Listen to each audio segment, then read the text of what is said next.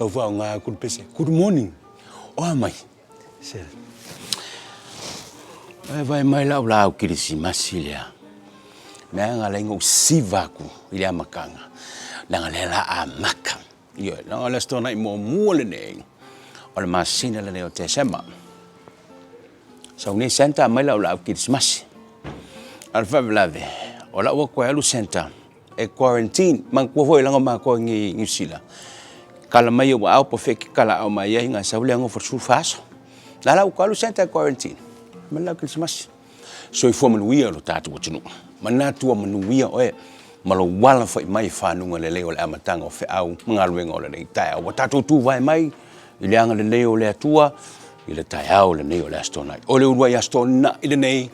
O le masina muri o le nei tusanga o te sema. I oe. Ya. Tātou roa le lea, wa kirikiro mai le pulau senta, ma le lau kirisimasi, wala zamin, kirisimasi is just around the pionga.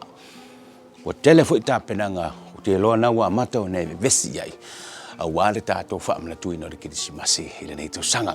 Ya, talofa tu fulu por kalame nei tai au le vasenga, ta mama tina mātua le atunu, una utou te talofa I whai pēa, o loo manuia I pēa whai walo filema, tama whana ua le atunu, le ngata I amato ni se nei, so se tafo le langi o lo sala lau yai pata lo fo el por kalame ile nei tai au o por kalame tai au nei o ke maka e fa pupu la ko kala la ngai o ko vai se ku ko fa pupu la la umama ko credit ia le lei o por kalame ile tai au le nei o le ato mu atu ini fa amanianga po ni fa unga sa fa ia mato I New Zealand nei wa pale ai tama whanau le atunu. I to whinga mawurulunga malo ma whai longa mawurulunga le atunu nei o te mita mitai to mo el por kalame I le tau. No so ilo lea. O nei le fiafi. Le ta alonga ale moana Pasifika. Le au laka pive mo le au laka pia al Pasifika. Le fe tauia I mo le pereke maori. Kalonga la le whaingi le fiafi o Hamilton. Ma wale avana tel no estasio tamatuai o le manusamo. Whai leo non whiringa alfa mai ia. Ele lei ai ai foi ku e fa le ai a le ka unga me uma o I peng fiki le mela le la il fa tan longa neta ia matau lungal por kalmel town ne le fionga ia fiu mat sel sarap fa tan nol matau pu ele Samoa customary land na utelo to teleta to o lo fia tamu muli po fe o fe le matau pu le onisi o lo fa talinga tu de onisi wa ti nga foi fonga tan no so le me pat e awa ona e maramana o le tau lunga ile na o le por kalame ale ETlive mo oe I le nei tai au. Le kaurunga le por kalame ka lea. Whai la tātou mararonga. Te diu mai o le a koe wha wau ka kou I le nei tai au. ET will be right back right after this.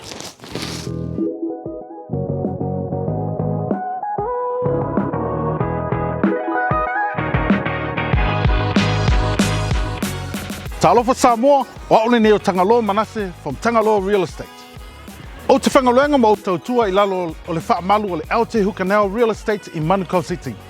A whai o oe, o loo iaiso whale motu, po sau mo kesi, o loo e fiesila fia, po le hase tau o te tau na toe whaatau ina tu ailo whale. Wala au mai nei au. A whai foi o loo e nofo I se whale rent, e iai le fisosoani, e mawhai iai o na whaatau so whale.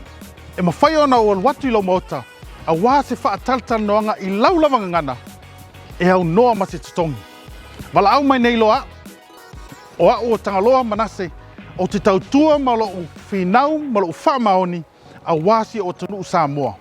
Whaftai.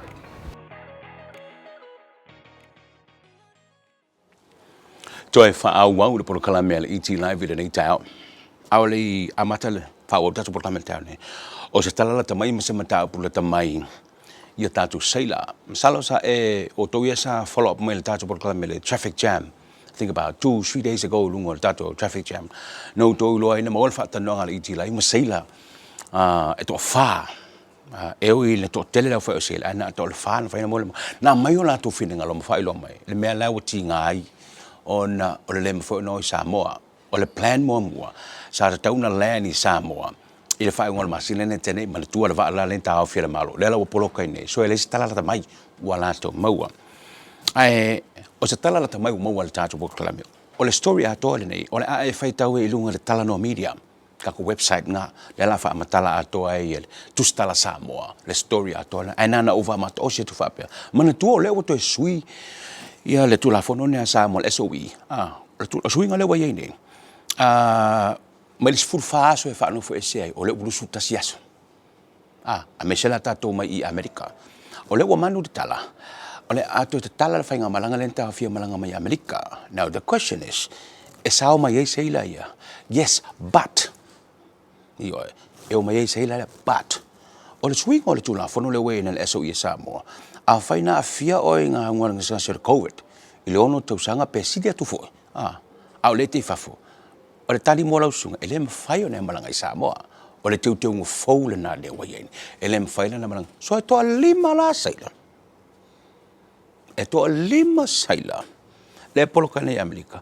O le wa maua, wa whamania, sa fia I le ngasi o COVID. La winga lau tala le tui. I'm sorry to say, but o le toa lima lea. Ele mfai no. I don't know the names, but I'm telling you.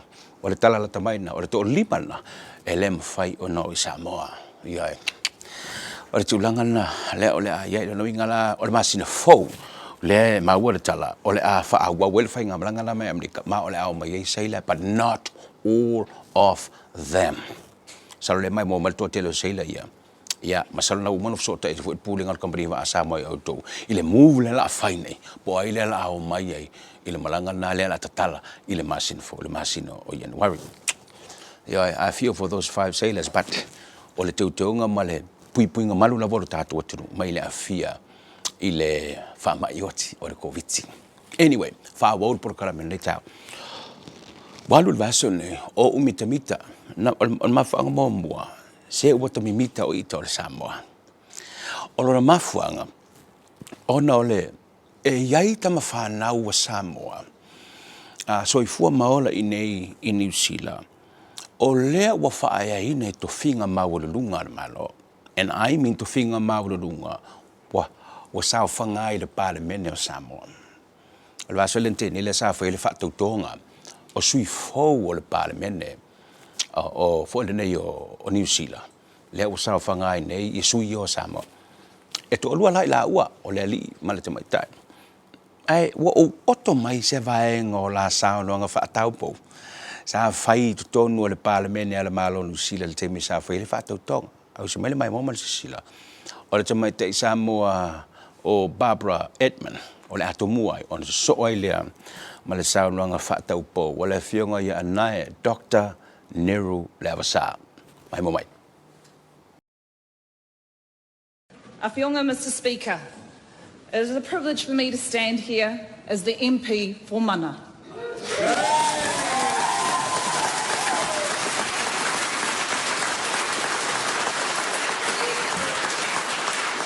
A path walked before me by Graham Kelly, the Honourable Lua Manuvau Dame Winnie Laban, and by the Honourable Chris Fafoy. Thank you for paving the way. Whawhitai te le lava to the people of Mana for entrusting me with your voice. Ngāti tō rangatira, tēnā koutou. Tamariki mā o Mana College, tēnā koutou. O ainga uma a Samoa, tā lofa lava. Prime Minister, it has been a privilege to have served you as a beehive staffer. I have seen you operate behind closed doors in some of our country's darkest days, March 15th for Kāri White Island and now through COVID. I'm in awe of your energy, your strength, your empathy and your ability to critically analyse thousands of policy briefings that come before you. I stand ready to serve you now as a member of your caucus. Whawhitai, whawhitai, whawhitai te le lava. Mr. Speaker, I conclude with a love note to my dearest Mana. My commitment to you is that I will advocate with that same fighting spirit that is captured in my name, with the same humility and compassion my great-grandmother possessed as she helped care for the sick in her village, and with the tenacity to never give up no matter what life throws at you, as taught to me by my father. Because people don't want much, just someone to love, somewhere to live, somewhere to work, and something to hope for. Nō reira, tēnā koutou, tēnā koutou, tēnā koutou katoa, ia manuia le suifua.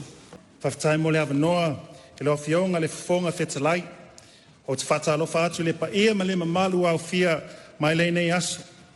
Moana o whawhitai le atua ono ua tau nuu le nei aso ma le manuia. Whatalofa ma whatalo atu, I le alu mālo, whaatalofa i le palemia o New Zealand, talofa lava, mālo lelei, taloha ni, namaste, sasha kaji, and warm greetings. It is an honor and a privilege to stand here amongst representatives of the House, true representatives of Aotearoa, New Zealand, who reflect the diverse and vibrant communities that we serve. I am privileged to work alongside those who honor and value our shared heritage, those who remember our history, and those who look to a brighter future for our families. I acknowledge tangata whenua o Aotearoa, our Governor General, the Right Honourable Dame Patsy Reddy, also our great Prime Minister, the Right Honourable Jacinda Ardern. And also further congratulate you, Mr. Speaker, on your re-election in the House.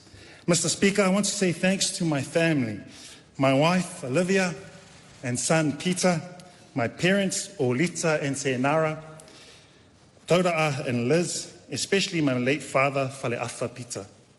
And to my 9 siblings, those who could be here, Mulianga Tele, Ala Isala Te Maota, Taua Nuu Nicholas Bakulich, Utisone, and Vaifale Malvin and my siblings who couldn't be here.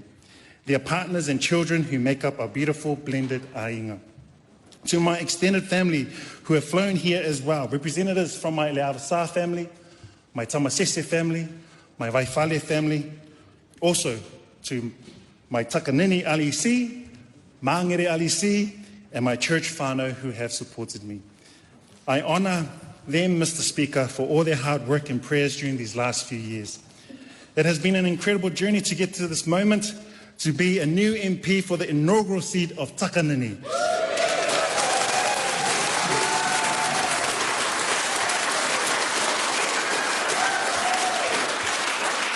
I want to show my appreciation to my Takanini community, to all those who place their trust in me, to be their first Member of Parliament. I do not take this lightly. I will do my best to represent them and serve them well. There will be a time when our political season will end. When the time comes for my valedictory, I hope to look back and say, I have fought the good fight. I have finished the race. I have kept the faith. Ma'aloma whawhatai, Mr. Speaker. God bless and thank you.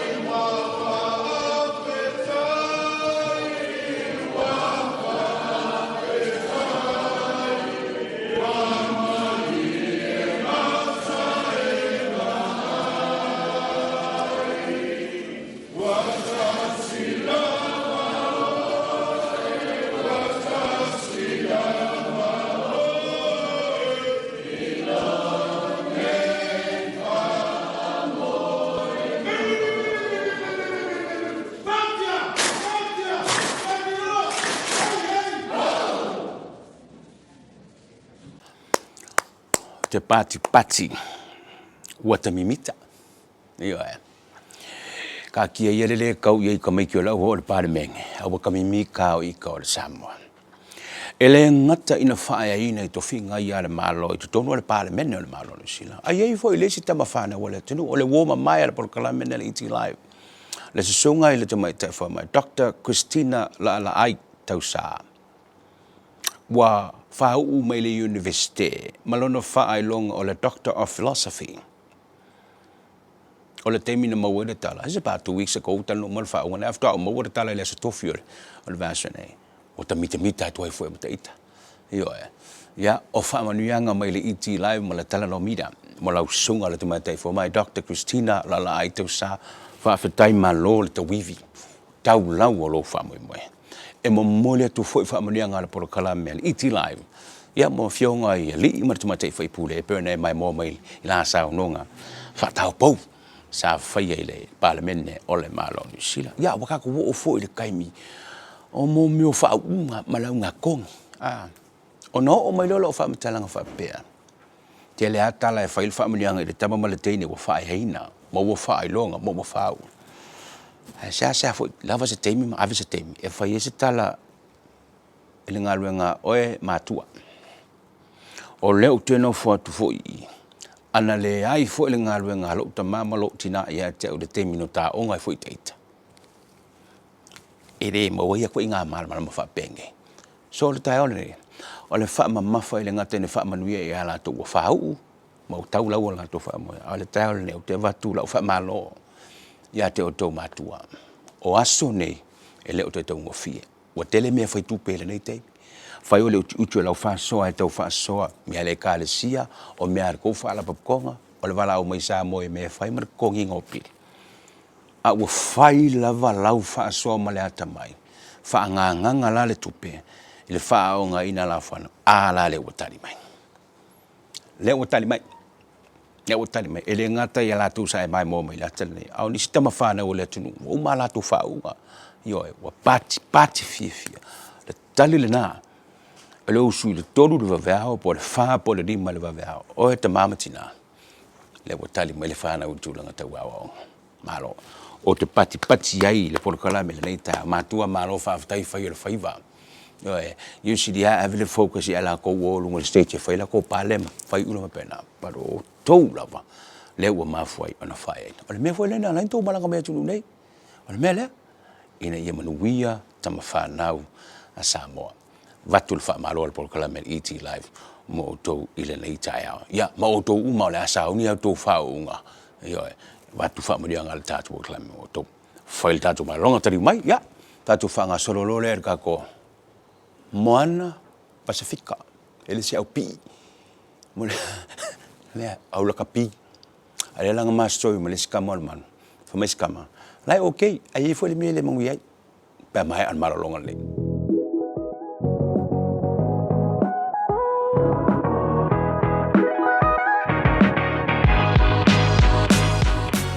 Talofa Samoa, wa ole neo Tangaloa Manase from Tangaloa Real Estate. O te whangaluenga mo tautua I lalo o le whaamalu o le Aotearoa Canal Real Estate I Manukau City. A whai o oe, o loo iaiso whale motu, po sau mo kesi, o loo e fia sila fia, po le hase tau e te tau na toe whaatau ina tu ailo whale. Wala au mai nei au. A whai foi o loo e nofo I se whale rent, e iai le fisosoani, e mawhai iai o na whaatau so whale. E mawhai o na o watu I lo mota, a wā se whaataltal noanga I lau lavanga ngana, e au noa ma se tutongi. Wala au mai nei loa, o a o Tangaloa Manase, o te tautua ma lo whinau ma lo whaamaoni a wāsi o tanu Samoa. Whaftai. Ile toi whaawa wai le polkala me le ETLive rei tai au.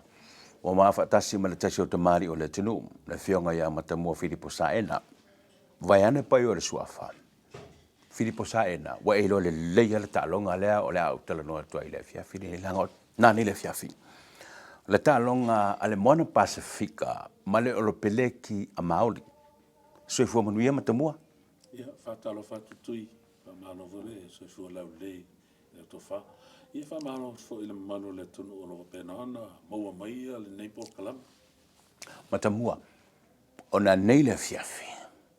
Le talonga ale Moana Pasifika, ma le olopeleki a Maoli.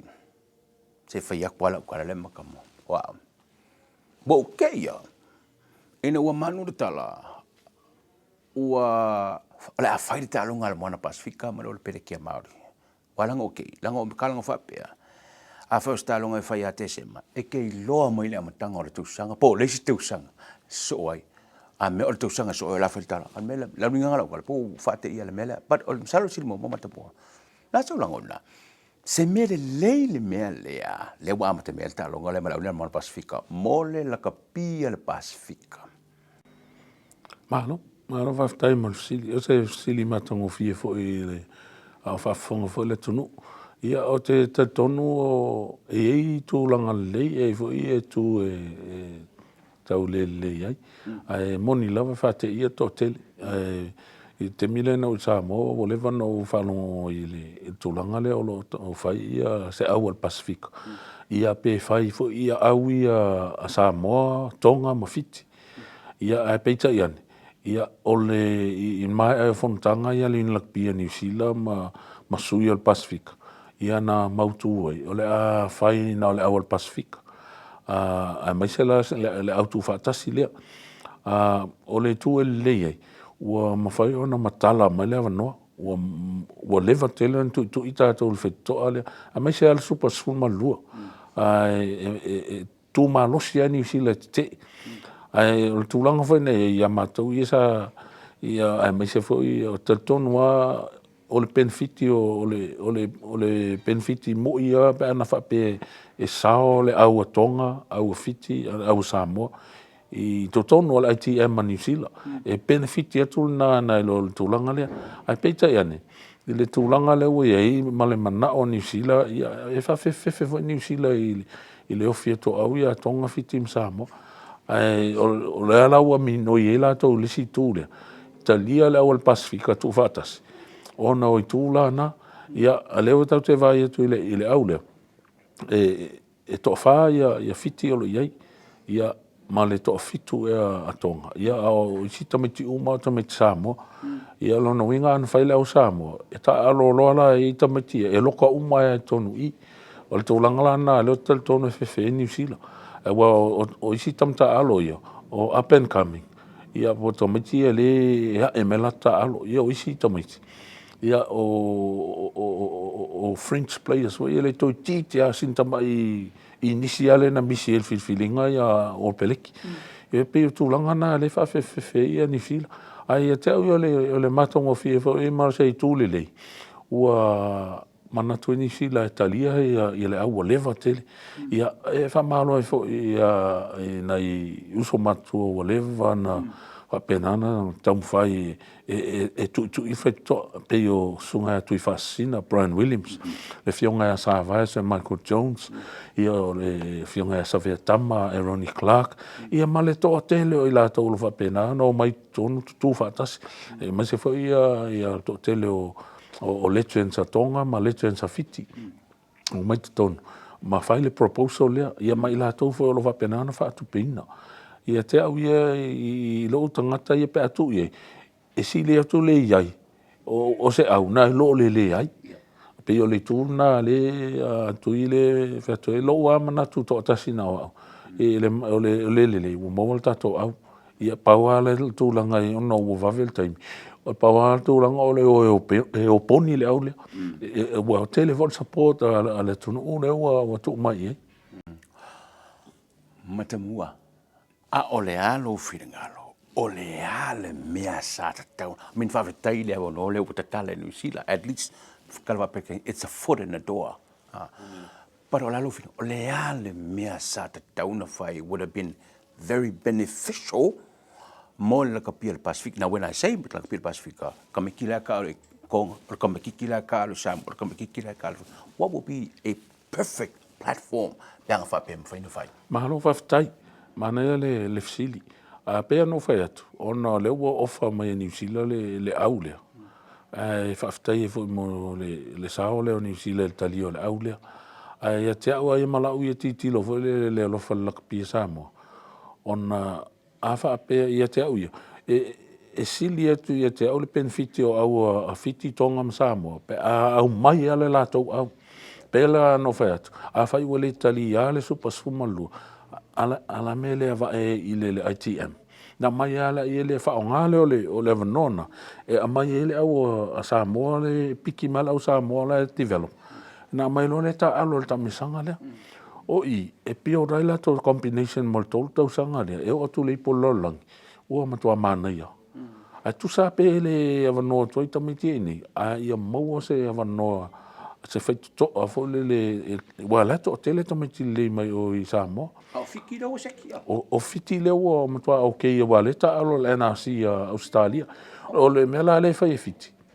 O pe o tūlanga wale na le te nau i tatala le wanoa e o mai a Samoa i e whai lato au le ITM. O mai tonga whai lato au. O no le fai fiti. O le van fai fiti fai e Japani. Tamisanga e whai e Japani. E ave ala ua Japani e ala tau ia e develop i o tamisanga. Na mai ale e oi foli pololang.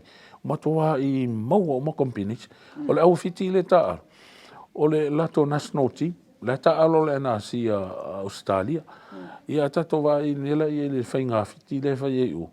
Ia matua I ai na oni nei player sa fo I le ta alo solo I tonu e fa le mai e fiti ala to pesti ta alo e na mai le tu ton ale palka to o lato au le ta alo I le nasi o le tulanga fa le na le te na unaui I ta tala le no mo sa mo le ITM ale le ITM ma New Zealand o le nasi e fiti e benefiti e mo beneficial atu mo le la kapia tato le au mai se au samo ai pe no fat e mana e foi a fa pe mai se tato au I le ITM ia na fil me le to me ta alo I le au le Almona Pacifica o le matua mana ia ai pe no fa ya tu tui ia te au ia to volo pulo I le initiative le ia mai se ia o tato aloma fa nau ia vanga matutu ia tato pe o se Michael Jones sa va se Michael Jones o tui fascina Brian Williams ma Savia Tama ia Ronnie Clark mal to telo e lato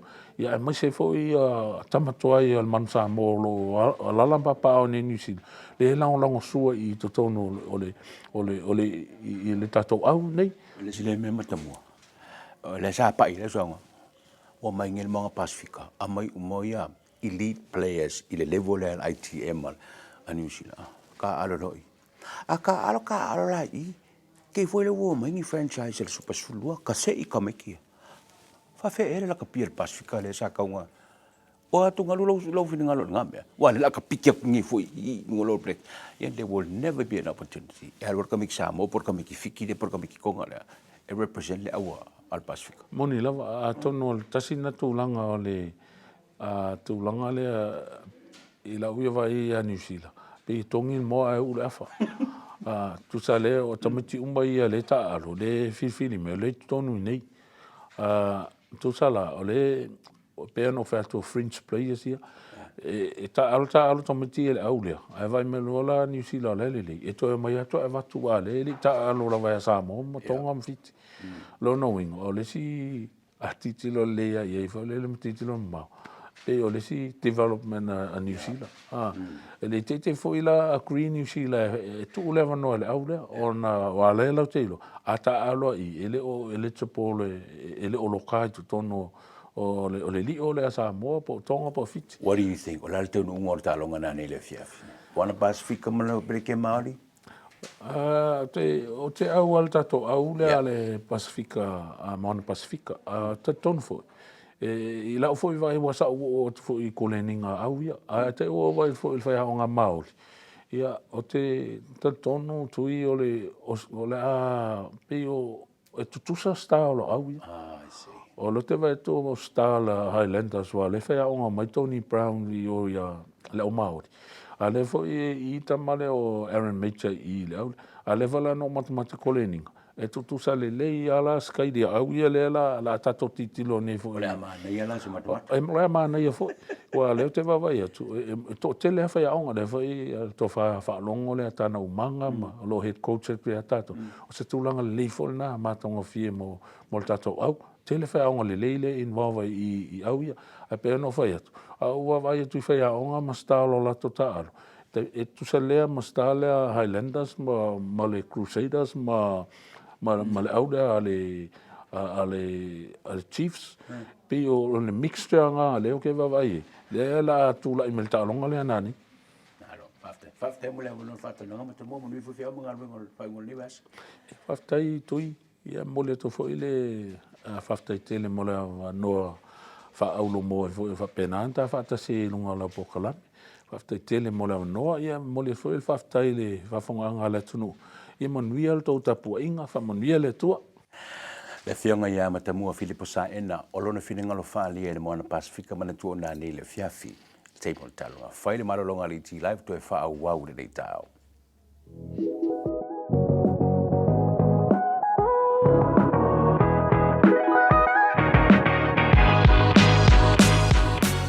Talofa Samoa, o aole nei o Tangaloa Manase from Tangaloa Real Estate. O te whangaluenga mo tau tua I lalo o le whaamalu o le Aotearoa Canal Real Estate I Manukau City. A whai o oe, o loo iaiso whale motu, po sau mo kesi, o loo e fiesila fia, po le hase tau e te tau na toe whaatau ina tu ailo whale. Wala au mai nei au.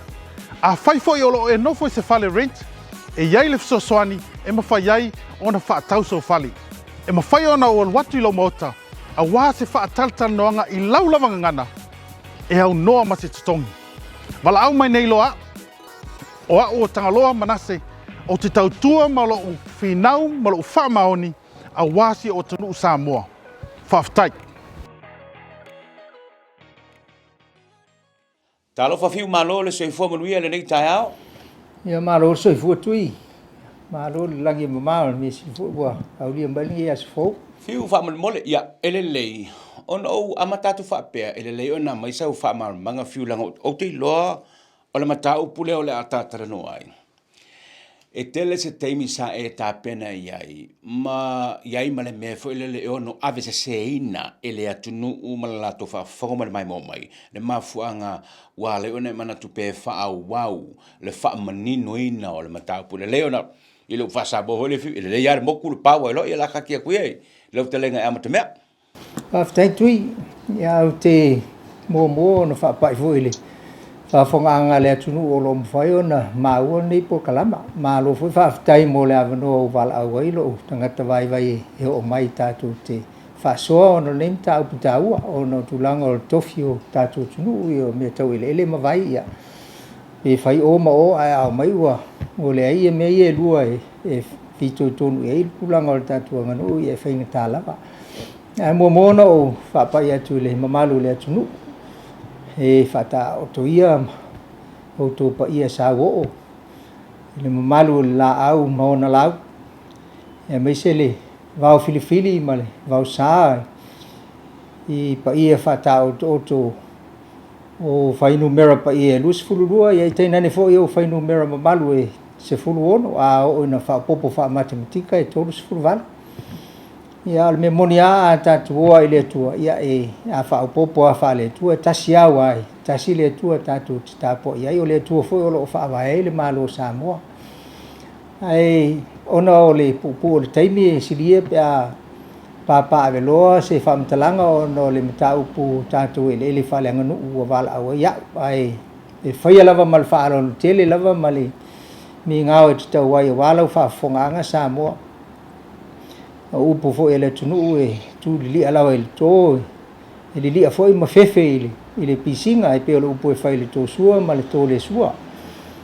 ale ne fo yama ta upo e fai ma le fai tete ele fa fonga le tunu ona ua lo fo on tapisa le tunu le matau ia e au ala ina fa manino e fa te ile avano o mai o le matau pule nei ia o tele la fo ina ave se ina nisi ai paule anganga e fia vave vatu se fa manino nga o le anganga ia o le fionga ile pale mia o le na mata mai ma fu mai le tasiva I valu le nei matau ia e sa fa ia lava I lona tulanga o le iona to mai fa economics po vai ngale atina e le tunu ia o se mele le ai a foi ma se matou foi te ele tulanga o whaanga ino tatu ele whale angunu ua wale atina e o le tunu a meo le aungal na whainga meo ula foi na wale hanga I lumo le tatu tunu ia mo ni ngā luenga mo foi ni se leni e wale tautua ino le tatu tunu ele ai la se meo te e ai se o matou manatu ma so matou vai ngal tulanga lana pa wale mea le matou te e atu matangi ai o no le tulanga o wa vea foi a wala matula fono ua a fu ai le fa moi le fionga le palimia ia ma mea ua matou mautinoa ua le malu ai o tatu ele fale anganu e pe ona tau tala pe ele fa vai tasi o lua ia me se foi le manatu ina ia faia pe le tulanga le pelepesite pe ona fa tonu mai le tasi o iva le fa vai tasi o iva ai se te mi la fa solo atu tatu mata upune ia ona tau fai le fa lo tele se nganga e pe ona ia le fa manga pupu na mo nei te ia talo si ia nei fa mo wa veile talo no media to fa ya tui ia to fa ho ya ti na pule mo to vailo ina ia fai ona wala ai so ma to fa mtalang ia a se vai ngai ina to fa mo ia mo se ma angol tatu tunu ina ia fai lo to fa ma lau filfilinga ile nei lava mata po silio na tau mal fa lo tele Mo le whawhai ngō whiaina ma le malama le atunu leo le a sa usili ma le mai mo le tafa atalonga nei. O ele nanga le sa hawhi ia ilau soa nanga nei. Ua le malu ele o lo tātou tunu. E ui no le langona lava ia, e lango i mea whai i le tamau ainga le tunu. Ai tatele yo ala lo le whalo te leino le matau pule fiu. O te mana afi se e koe ka i lava le whaafonga le tunu, mai mo le tunu. I le tala whaasolo pito, i le teimi a o iai sa moa i pulenga whaakolone. Sa taati le anga tonu, ele wha le anga nuu a sa moa i le vama siamani, so mai e New Zealand.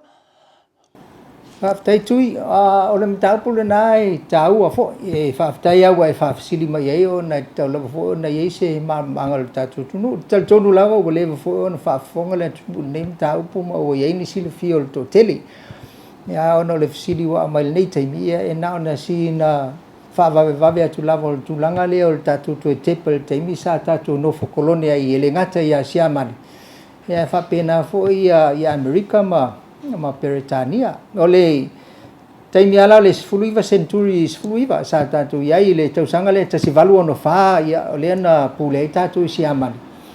Ia so se mea lava o e nei meo pālangi o tulova wa i whanua.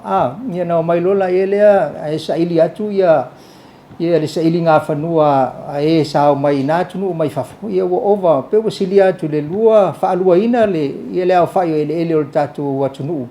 O mai lau ri ia whai e la tu sa ili ngā whanua ma whapea o la tu ele ia. Ia mantua la pe tolus fulu lima pe tolus fulu whātau sanga wa tasi valu iwa ile treaty po le Berlin Treaty le sa whai Berlin siamari. O ina lea na iai loa se whasisilanga ua o ai ua sa ili la to i tulanga o tano sanga nei whanua o land claims nei i le ono wha. Ia taunu mai loa le valu iwa lena whailfono i Berlin i siamari. Le mea tau le nā whono no whamei ei ia siamani lātou le ai wa ova tele le sa ia tangata lātou i ele o le tunu o ele lava i o le tunu e toi fo ia le tunu wa lava na le valu pesene e a fo e whai ei a fuanga le malo siamani le nā vai taimi o no mea fo i e tau o public purposes po mea mana o mia mo le tūlanga le leo tātu tangata lau tele. Ia mela na le na faile ungal na le valu iwa ia iwa sefulu ia whaasa lo na toi whaatau toi mo kesi toi a lava ni sfinga o le whaasa mo ai toi fo i uma ele o le iwa fia iwa sefulu 2% toi fo i uma i le pulenga malu li fai pule i tulanga o le tātou ele whaaleanga nu ele iwa sefulu na le iwa tasi loa ia ma whapena ana whaawau le tulanga o le vaia siamani le tau o ele lava i o Samoa e tautua ia tātou o le tasiva o tolula le mele taua ona o le tasiva o tolu le malo siamani sa whawai e lātou le mele tau Land Titles Commission lona winga lea o le inai a fua mai le tulanga le o Land Titles Court po whamsinonga whanua maswafa tasiva o tolu sa whai e lātou le tulanga o le whamsinonga lana ia ai ese fu ale whamsinonga le Supreme Court lātou ia o le whamsinonga sili ai o le lātou titilo na taimi o le Lands and Titles Commission lea po le whamsinonga le o le komisi e wawa ia i tūlanga o tātou tūmanga nu i tuanga swafa mataima i le whaleanga nu e fi toi lava ia tātou mai tūto o tasi lava foi o no mai e New Zealand tasiva tasifai na wa mata le tau mua langi on tasiva tasifai tasivalu le tau lona lua ai o mai New Zealand na wa se ese ma se tuangalu ia siamani ia mai la to ia wo toi fai atu fo ia samo le ia mai u mai le vale nganu i tonu e vai mato vai malo New Zealand ia wa la mato ave mato trustee ia e o mal terminele i loa pe whawhenga define pe whamatala le winga o na upul trustee ia na whapena ele o na ave o tatu ele o to e se i mai o tatu tangata e ave le malo New Zealand na vai terminele tasiva tasifa ia na whaasau ia leo le tūlanga o New Zealand paule mea na o le tasiva tolu wha na to e whaaua wai o na talia New Zealand ia le Land Commission le Land Titles Commission whaavai siamani ma whaaua i lava. Se o lava la i le tasiva tolu whale a New Zealand. No whaavai lo le la tō o le tūlafono na o le native fo le Samoa Native Lands and Titles Order. O le order la na i o lona vaenga e tōrsfulu tasi o le vaenga e tōrsfulu tasi o le order na. Na manino mai lava. O le Lands and Titles Commission e tūto tasi. ese mai lava le Supreme Court le la lo ai o New Zealand la sa avea lava le Supreme Court o New Zealand ma High Court o Samoa te bile na ia ona o mai lava le ile tulanga na o lo le tasiva tolu fitu o ina lo le tuto tasi lo ia le Land and Titles Court Samoa ua wale o toita o Land Titles Commission a ua ta ulo Land and Titles Court ia le lana whana uma le tulanga o le tatu Land and Titles Court le fatu a mautu lava ma tu mai o tatu lima ile tasiva valu tasi no ua pasi le fo le tulafono le sa fa vai ia tulanga o tatu fa msinonga fanua ma swafa le taimi nei mai tu lai mai lava le na taimi le taimi o sia mani taimi o New Zealand ma tu mai o tatu lima tu to tasi lava le Land and Titles Court o na fanua ma swafa ele ai ina se sia fa msinonga e o fo la tasiva valu tasi o tasi o tatou tulafono na lai manino e lea ia ina se polo inga se iunga po se fa tonunga le fa msinonga fanua maswafa e sesi lava fa msinonga mela na e pe o le tala fa top atu le na ona no o mai le tasiva o no lua ia tatou tuto tasi ia ona sa ili malo lo le tatou lava fanua ma o tatou matai swafa matai ia lela na ui lava ina pea ma le ono le fitu tausanga o tapena le tatou tulafono na tasiva val tasi mo whamsinonga whanua maswafa. Ia ai na tali mai lava i o ai na whapena an whaau le nganga lea na momoli mai siamani ma New Zealand. Ia ia whapena an tuto tasi ia le vainga e le tatou whamsinonga whanua maswafa o mea fito i tonu ia tatou. A mese mea sina sa mo i o lato swafa matai. Ia whapena fo i o lato be ele whaleanga no. Fiu ole mawatula. O le taimi o siamani, no mai siamani, fa mai, ia, kala ia. Wa kele le wa ave kako, e kaun koe fo ia le kung ave le siamani na valu pasene. Ai toi fo human, iwa lua pasene, ia Samoa. Ai o mai pa le malongi sila. No, koe mai umai le. E fai ati na orke minga le pulenga wha kolonia New Zealand. Ta pena lo ma le malo tuto tasi o le tato. Ina wa tato tuto tasi la fiu. La se fa tatianga le fa vai, ile mata upu la vele ni ele o Samoa.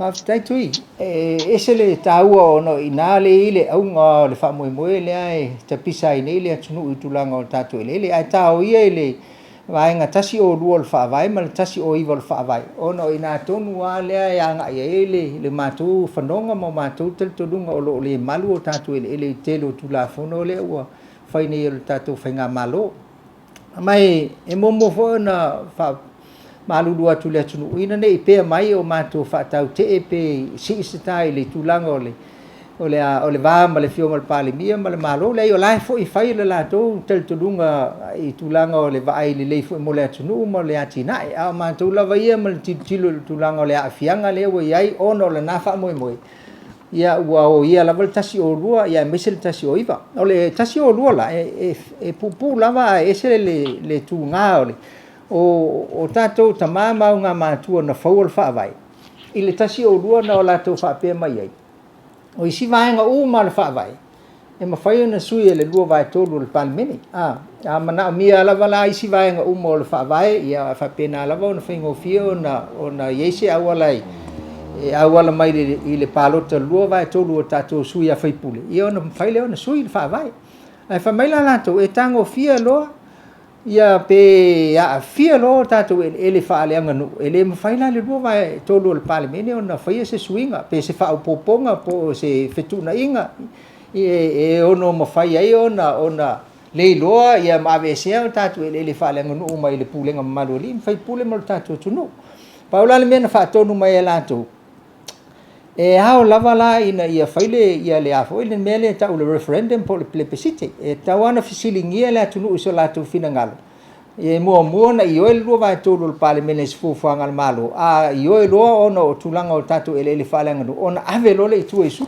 ave tu le tunu po la so la tu finangalo e faile tatu plebiscite o le mele lava la mai na i tulanga o se fisili ile a fianga o tatu ele falanga no o le mel na fai te a fai o mai on te pena ile tulanga o se plebiscite po se referendum o le vaenga tasi o iva o fa vai so tai le wa le sila vaenga ta o tasi o lua tatu to o tasi ai to tasi o lua e lua vaenga na fa tanga ai e o tatu au ngata mau na faia ona fia o tatu ele falanga no momo e fai ona lisi e mawhai ona lisi o tātou ele whaaleanga no. E le lisi lalna lena ai awala lai se tulafono e pasia le palemene. E le mawhai se tulafono fo le whaatonotono po se regulation e tau ana e se tulafono po se act fo le palemene e pasia. I ona whatoa awala ele le mele mawhai ona lisi ai o tātou ele whaaleanga no. Lona lua, e mawhai fo ona ave ele malo, i o tātou ele. Te awhai, o se mea, e mawhai o na lelei ala u tele ele atunu i ele i o la ave, ai te tau lava o na ave le tongi tala whea unga. Mō nai a inga i ona ele i a whale anganu, o le ave wha malo silo malo, na i tā ua mo le atunu ala u tele. Paula le mea i le whatonunga na, o le anganga i o tātou mātua, e sel mana ia. E matua pui lava la tu le me fulna na fai mena e lua ile tasi o lua ile lua va to lo palemene ma le referendum po le plebiscite a ole nganga la ile lisi ino fanua ole tu la fono le na pasi ele vaenga ile tasi vo no lima ole e mo fai ona lisi fanua ole le sa ta ole Alienation of Customary Land Act ole winga la famtalanga fa tu nei te mi mana ile nganga o tatu matu e fa sana alienate pe fa sao na fa matu atu se fanua pe fa tau pe mo kesi pe tongi ai ni ai talafu pe tongi ni tute o mo me foi ta o def tute se sa matu tapu la ele ngata ele ai fa pena foi fa mai la to o interest i lungo ele fa le ngano lungo winga o atu langa o mana onga foi e fa ngai no tatu ele e fa le ngano o interest na ia po risi fo o leu fa mai la tu o risi e uia ina le defining a mai na vai time ai pe o ina le sa mana o ai to ina ia malu ai ale va ingo tatu ele fa le no le tu la fono la le pa sit siva no lima e tau le Alienation of Customary Land Act sa ye sa ma to fa no anga ono le na fa mai nga ma tu e sana alienate ia fanu tau fa sa mo ai o mai e na fa ina tu la fono le no lima e fa ai ngol tu la fono o le Alienation of Customary Land Act ua fete na i tele le ingol tu la fono ma le nganga le sa fa tu mai o tato o ngata ma mai sa ma fai foi lana lisi fanua na ale luas fulto sanga ma le luas fulto sanga pe a fa ni lisi foi e mana o mio mo fai mo ni me fai pisinisi fa le lo me fa pena ai todos fulto sanga ma le todos fulto sanga pe a fa o se hotel ale hotel foi la ti fai mai le tu la fono na ole fale foi le o so residential home so fale a nofo e ma fai ona no foi a tangata ma tutongi le rente pe ona tangata i lunga atu ia hotel sa fa ngata fa sa ma fai la lo tula fono na le ono lima tatu o mai la Taking of Lands Act i lisi foi la le me sa mato fai tu ina ye na fauina na foi tula fono ele o langu le tula fono na pe fiele te leo se fanua e ma fai ona ave e fea ngai ma le anganga o le tula fono pe la tu faua fa pe a fai mana o malo e ave le fia se lau eka pe fia fe eka o ia la tu lava le pule ave ai sa te tau na fa manino mai le tula fono na pe fia se te leo de fanua e ono mo fai ona tala fea ngai e ave mo ngā luenga mana o mia ele fai ngā malo ia o be o mena e lua mātou te atu ngā lua i le tula fono le a tasi o lua a tato mai lola i le tasi o iwa e fa tope atu o tasi o iwa, ia, e manino lava, whai mai ia le tasi o iwa. E le mawhai lava o na ave se pili, e whaata tau i ele whaale anganu, e saini ai le au le malo, vanga nā ua mua o na whaapena o na whaatau nuu le mela leo le plebiscite, Lona winga, e o mua e whai le plebiscite, ia whito au mai lo le whau se pili, i o na ave lo e le au le malo, pe a umona tala no al parliament ia fatu a mafai leo na saini lona winga ia tapu sa fai le na vai taimi o tato o ngata mai le fa tino ino le fa moi e le mafai lava na ave stu la fono po se pili le al malo e saini e lona au ma fa mau ni ai le tu la fono i me lava tau ele fa le nganu vanga na o mai on tapena le tulanga le o tato referendum ia fa pupu fa pena wa tele ia isi vai ngai mafai na tala no ai pe le aunga na o vaenga ye lua e fa vai ai se tatu manatu i me la tatu tala no ai i tu langa foi le fa mo le fionga le palimia mal fainga malo il mele o tapisa nei le tunu ile le malu o tatu ile fa langa no i lalo o tasi o lua mal tasi o iba malo fa tai fiu manatu lava o le sa o si le mai mo le fa fonga le tunu malo manatu ma o lunga o lo muli tai pea le tatu tunu malau tu fa fuanga fa manga wo manatu o la sai foi a to tari mai fa au wau fa tanuanga le matau pula vai o ele o lo fa sinu manga malo tofi ili tulanga malu por de malu fa le malu longo to tari mai fa wau fa tanuanga ni tau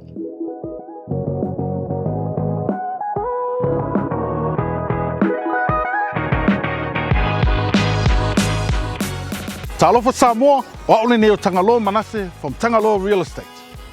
O te whangaluenga mo tautua I lalo o le whaamalu o le Aote Hukanau Real Estate I Manukau City. A whai o oe, o lo o yaiso whale motu, po sau mo kesi, o lo o e whiasila fia, po le hase tau o te tau na toi whaatau ina tuailo whale, wala au mai nei au. A whai foi o lo o e nofo I se whale rent, e iai le fisosoani, e mawhai iai o na whaatau so whale. E mawhai o na o watu I lo mota, a wā se whaatalta noanga I laulavanga ngana, e au noa ma se tutongi. Wala au mai nei loa, o a o Tangaloa Manase, o te tautua ma lo o whinau ma lo o whaamaoni, a wāsi o tunu Samoa. Whaftai. Fiu, o le e whaile malolonga, o le ua e pa I le tasi o iwa, e wheso o ta I le lei le tasi o lua, ma le tasi o iwa.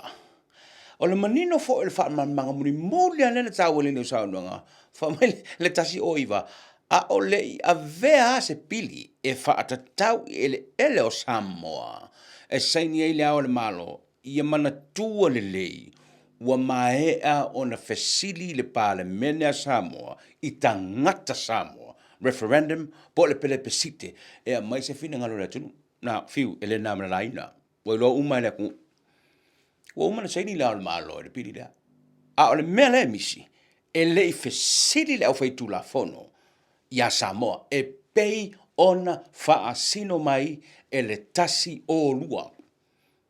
La so fina ngalo. E sao lava, pe o le tele na o tungalunga le nei, I le tulanga ai o le seinia e le ao le malo le nahe mai tau. Ia e sa o le anganga lava ia mai maue pe ana le seinia e le ao le malo, ia au o mofo ona talanoa I le fionga I le ao le malo sa seinia lo na au le teimi le na. Ia ua fesili faa pe ua faa fia e pe faa lima na fesili I le ali lo ia. Man to foi o le malo Samoa o le e fautua ina ia le fionga I le ao le malo I tulanga faa le tulafono o le lo ia sili. A o le fautua ina ia le ao le malo I tulanga o whainga faa vae ma le anga I luma le antinai o le atunu o le pale mia. Ia o le memonia ia e fai foi o le sai I le ao le malo ia e tau on tatu tilo mua po ai e a fua tu ai le fa pena ona ave o le pili fesili fa fia ia le ao le malo I le lo ia sili o la natali ia I foi masana tusi sa ave I le ao le malo au o le popoli o lo malu lava o tatu ele fa le anganu I le tulafono foula le na lea na lewa vevesi I te nei le atunu o le mele o le LTRA ia lua hafi malvan o le tulanga le whaonga ele me vole le torrent system I le lista leino tatu ele ma mo tatu whanua o le lau na tali pupu atu ia o le lai le ala fo na tele nisi o le tali tonua e tau ana wha leo ngā ina ia le tulafono na ona ele iwi le tulanga le whaamali ina le fina ngalo le tasi o iwa mua lua vai tolu le palemene lona lua ia fesili le tunu o iso na finangalo ia ona fa penale ona fa awa wai Fiwa le matau pul ni e fiso o tai I le mea ua tilo toi ni le to tele wa fa wo Samoa e le wharetupe lolangi le World Bank ma le wharetupe o Asia ADB now o le awhi se lau iwa sifuma le valo o le ta ua le tasi o tau tustusinga sa fai ele fiu tena inga le I paramia ele na vai teimi ma le wharetupe lolangi le World Bank ma le ADB na polo misi ele I paramia le awhi se lau valu I wharetupe lolangi ma le ADB I mea o le ata pena ele malo Samoa ai o te iloa o le ta pena ngalea le wa fiai ele ia leana e wha mamla manei o le fasili fiu o la le polo misi leana fai ele paramia I le wharetupe lolangi ma le ADB mana ia le fisili o nai o I tonu a o lo ta o ai le ia le tulanga le ua ia I o mai nei ava I taimi le ua luas fulu mon tupu tau sanga o lo le malu pea le tulanga o le a fo le o le io nga le fionga le palimia I faltupe lo langi ma le faltupe o Asia ma le Pasifika o le ADB ma le World Bank fa ingo I fa pena e vave ai o le ivas fulvalu ia man to foi o tu le epa ia o le tangata mua lea na foi mai malonga Masters of Economics mai le University of Auckland e sau foi la ia to le fionga to oli ia to filau ia sava ai lava la foi ia le World Bank la to mal ADB le to mai o le fionga ia tu le epa e fata mo e tu langa o le ati na e na o le tunu I tu langa o tu pe mo me fa pena e lala folna sa se tua ngalu e loa le fionga ia e to oli ai tu lai mai loa ia tu le pa il tau sanga e tasi iva valu o tau sanga mo le sa palimia o te ngono I tonu lo le na so tai mai ia faltupe ia mau le fo ia mau fa mau o tu singa ile tu langa le na ina ia mafai mo ia privatize pa ia run fa pisingisi ia kulanga o kakomtanga luenga state owned enterprises ona e Fingtown ona moa ni se le ni atina ele tunu pe a fo le fa e run fa public sector fo le ai ele running of business mo ese se len ai na tu pe fo le fa alu malo ina ia tali mana o le tunu ia le mo na le la sa io ia le fionga le palmia ia mai o mal terminei wa o now ia chawa ia mal titilo ia o tau lau o le tau tinongal na le fionga le palmia io tatu faltupe na e lua le World Bank ma le ADP ona o le ua pe a mal tolse fulu ia matanga luenga le corporations ia authorities ia o tu fatasi foi departments na e na vai taimi lo ta o ministries ia man tu foi tofu lava ia corporation authorities ma ministries fa pe na tu la fono e ia la tu nga luenga o lo ia foi ma fa salanga ma tu langa fa pena fa pupu atu o te le lava la se le ni le au ina tu tonu o tatu tunu e mai lava I tulanga o tu la fono na ma le solinga tu la fono ia me se foi fa salanga e a foi fi to le tu la fono ma le tu la fono o le paketi le na te atu ne iva se lau miliona na au tonu Samoa ia e fa msino I fo le tunu o te langona lava le tele le namea ia o le au wala mai I tulanga o fa salanga foi e o le lunga lava o tau au le tunu fa tasi e foi mal so swani mai o na tatu ainga mai fafo man to foi to tia to 4% o le atina o Samoa le fa tupe mai o tatu tangata o lo no pia ia tu ma I fafo to Samoa le memo mola le na ai o lona lua ia lena o mai lava la to tu le lava ia tatu tu le palmia ina ia mafai e mau to te fio atu e atina ia lo tu tu le pa e fengta angai vars fulu lo pasenge val tasi pasene o le tu le ao li fai pule o le tu ele mafai lai matu na matu se le ni fa nga yo e lo tama ai ia pe ale fai le suina le ia le fo il tatu ele fa le ngunu ina ia mafai ona mo kesi fai ona secure ai pe mo ai se ia se mautu o matu se le ni vatu fa fai nga luenga I lo tu malo ia le mela na le na yo e lo lava ia le fionga le palimia ai mai lava le amatanga le mesili na manino foi le amatanga mai ai le World Bank eu mai ala to fa pe okay ma nei ala a fai langa o le ma titi lo to pe fa fe na ia se me ma fai na so ta ia le tulanga o lo to ele fa langa nu ona le ma te mal la ma le o to ele fa langa nu e pu le ai nga poto ia o le sa o le nai ai ia e pule ia tangata ma fanua mai le pule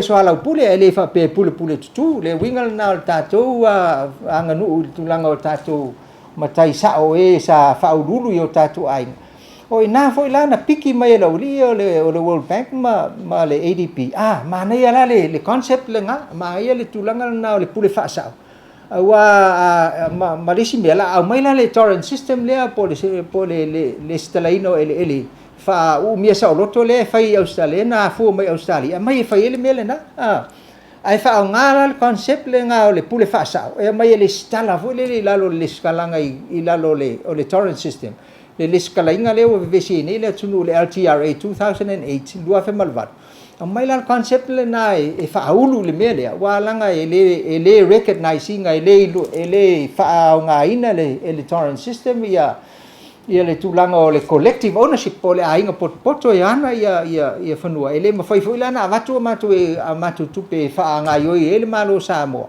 a lai u mia sa o u mia le ainga poto e finga tau na faini tonu le lana fua i lol mena mai ale matanga ia e o foi la le ADP la to ia oso mai lol ADP tau avel fa mo na amata mea ele World Bank ia e faisina umia e tau ina fa pupu atu mai lol la to foi le tal noanga malo le lua fe male fa na fa lol le me ta o le strategy foi le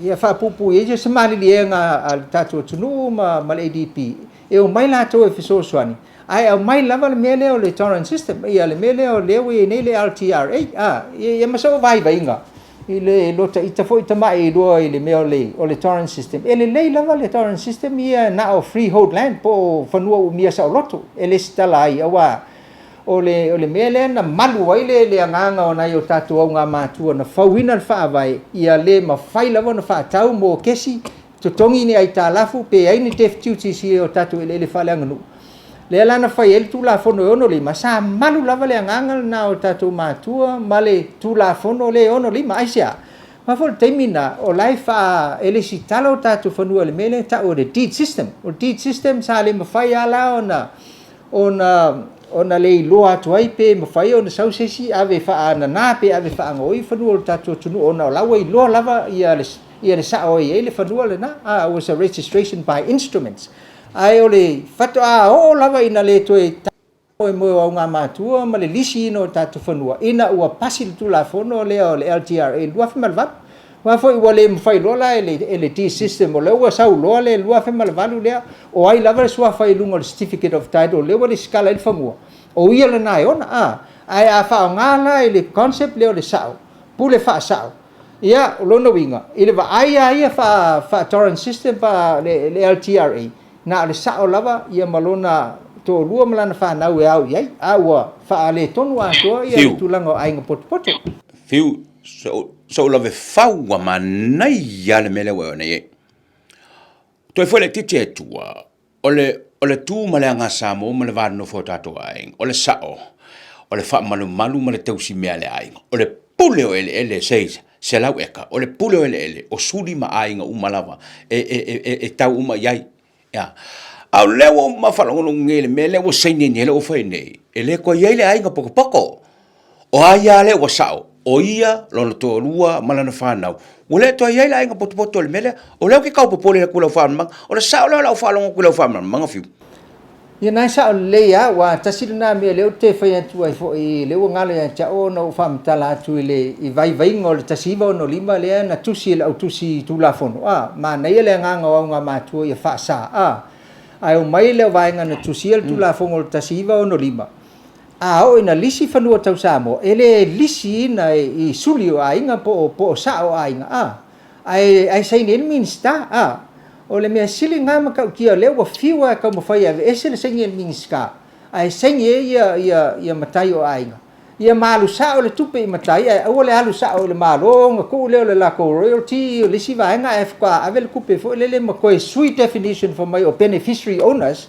o customary lands ia beneficiary owners ia o kusa wa suya ko ele nganga o le ownership fo le ainga poto o ele fa leanga nu pe o le mele ka o so we get crucified by definitions yo foi ngi me fa pe ngi yo pe ai matai man ia fa upunga ia fa kilo ai le wingo fa upunga maonga onga o mo kwa kele inga ave ese ia le afo ile le pule fa malu fo le ale sao pule fa malu nga mo le ai nga poto le la wa mai ngi mi sky sai ngi mai la le ongo lima le la wo o mal ngi vai kemi o lo ku mau ui la nga maku kalo ave esel mi ska a lo mau lava ai se langa fo mi ska le pi tanga le nga le fa mo le malo mo ka ko ele fa le nga nu le la wa isi me se o ko il ka kala nga fa mal la matu la ele ma va so vai nga ai ole popo le nga na ma nei le nga ngo maku fa ti no ngo kula fongo ia pe le kula fongo le ongo lima le Alienation Customary Land Act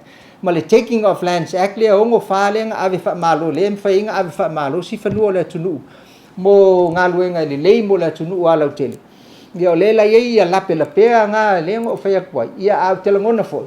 O lau o ngā kasi a mal whaamoe moe le sa amata mea ia le whionga foi ia tu le pa mai a le iwa walu se i o mal keimingei. Malo whaftai fiu ono le tā taimi. Ia, e le to e taulanga ina le nei ma tā upu. Ole mautau ave ale malo. O alangi i whangua. Ole atunuu. Walu i lalo le whainga lea. Ole mau al malo. Ele ni whanua le atunuu. O mai mau e mam loka i lalo le. O le whainga lea na e whaamatala nei. O la sofina. O iei ni whanua o le atunuu. Wa mau tā mau ai lo i lalo le whainga le Taurus leo e tau nei. O le memonia o a kitilo lava i le mele a mai so le fionga il palmia ma le whainga malu. O lai a mai le lako le skala o lalo customary lands. Ke mingei ngā le kasi kesi ma 5% e lau o whanua whale anganu lai kongo le skala le ngā. Ai kau ke le kilo i kulanga fo le o le ave sa o lava o disi fo le e kusai o ngā le sa e le i o ka kalangoanga i kulanga fo i unga i bai ngei. Na ave sa o a ia whangua o nguu. Ke kele lava sa lisi isi mea mai sa o ave lalo le skala i lalo Samoland Corporation. A o lai ngā popo uma ia kulanga ngā ongo ngisi o i unga i bai ngei. Se i o ko ise keimi o ngā whaamarula makili o koe o mai le kali le fisili lea. Ia e whai asi ngā kele o ele wā, le mea kongwa ngā lenga o fisili ngi ai le kulanga o kasiva o wha. O i 1964 Taking of Lands Act lea ngā ave ele lua fe varse lau mong kupu ia eka le alalwhanga i salonga. I le keimi le ngā, ia o le winga la lau whai aku. Po ele o laingu ngu le kula fongo ele whaamakala mai. Po a ia mafuanga kakau e mawhai ele malo o ngā awe le seke leo ngi whangua whapena fo ele le whai ia kulanga o mea ngā o lako fufuanga mole le alau tele o le atunu. Ia ai ke le lawa mka upunga ma mea wakula i mai fo ele nā mea. Au te teletonu lava o isi ele uma ngā e o whaakasi ai kulanga leo le popolenga le nā. Ai e mawhai se steimi o kākalango ai. O ngā lele i o le kākalango ai ngisi o mea. E a awhia e le kakikilo i ai ma mea i wa awhia u kaku ele whasamo. O ngā lewa i ai isi unga o whamai o le lisi o customary land o ele whaaleanganu. Ua le o koe se lisi o ele whaaleanganu. Ua lisi o mo mea ka o ele fo elea mo tangata lau tele. Longa winga la ia o le mela ngā e whaising ke le e kauwhinga whaamalo la mākiri kulanga ngā. Inga ia sila fia i fo le kako kungu ia ngā fo ia tunga lunga. O ngā la lava e whamai el malo ele o aur popole o le malu lava. Ia wa iai unga whamsinonga ia misi fo i kula fongo ma mea kalangoa mai tu la fono. E lo ai ia o lo whape ngā lava ngā le malu. E se awa taum whai al malo ia o la lava taum whai la kou piko la au. Le fo i mau te whai aku mā kou disi kule mau kilo iai.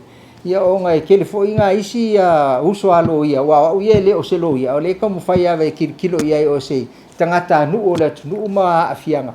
E vava ai pe iai mo kulanga le ngā. Ai se i eisi kemi o ngā whaalau kele a koale o maka upunga wai o le memongi a. Ia ua whiololo a ma kele ele ua afia. Ia ma iei fo ia whaataita i ngai mwhaionga moli a koe a fo ile wha mausali ele mau le ngā. Malo whaftai whipeo no whatula misanga ao whaafonga mai mo mele tunu. Ele mawhaiu na umai le porokala mentai au le nei o na whaamamla ma umai tuia. Peo ne e tā ua ele tā porokala me ile amatanga o le tā porokala me. Ia ai malo whaftai ia no o le tā taimi ua toe tōru suse kone toe ia. Tua tia sao no mai whamai umal tā porokala me. Ai ele mana toe wha wau le whaatana o le porokala me nei il vā soa sau. Ia lele whaftai. Koe maula mangoa ia ua koe whaua koe tā kākalangoanga. Alo, whaaftai. Whait maralonga le ETLive, te riu mai, toe whaau mo le nitai au.